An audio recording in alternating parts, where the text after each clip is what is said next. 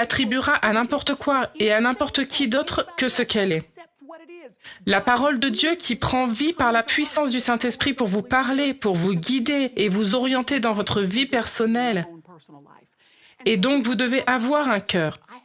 Je dois avoir un cœur qui est rempli de l'attente que je suis une des brebis de la bergerie de Dieu et que je peux entendre la voix de Dieu.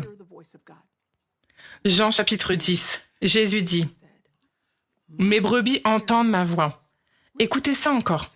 Il dit en gros que la position par défaut pour quiconque fait partie de la bergerie, du troupeau, de la famille de Dieu, ce que font mes brebis, c'est entendre ma voix. C'est l'un des stratagèmes de l'ennemi pour vous faire croire que vous devez être quelque chose de plus, être autre chose, avoir une perspective différente ou une personnalité différente, ou être quelqu'un d'autre pour exceller d'une certaine manière, pour ne pas avoir fait les erreurs que vous avez faites.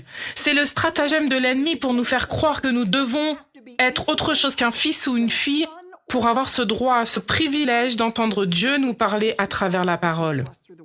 Nous devons donc prier et dire, « Seigneur, veux-tu enlever de mon cœur tout obstacle qui m'empêche de croire dans mes moments de tranquillité habituels, que je sois en pyjama ou en jogging, dans mes chaussures de ville, quoi que je fasse et quelle que soit mon apparence, que je réalise le privilège de te tenir compagnie. Merci de nourrir, Seigneur Jésus, une amitié avec moi.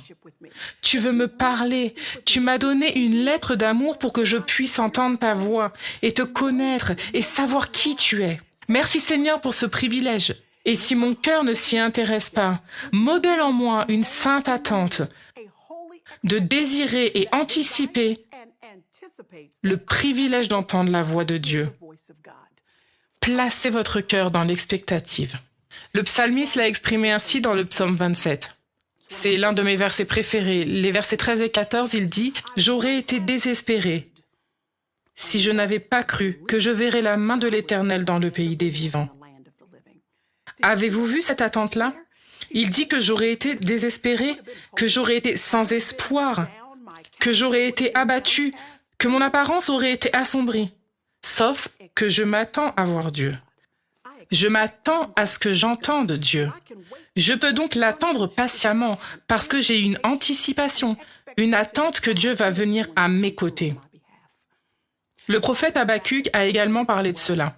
Si vous regardez son petit livre qui porte son nom dans l'Ancien Testament, vous verrez que le tout premier chapitre d'Habakkuk est un appel à Dieu. Il appelle Dieu et dit « Seigneur, combien de temps vas-tu laisser cela durer ?» Il regarde autour de lui la destruction qu'il voit se produire dans sa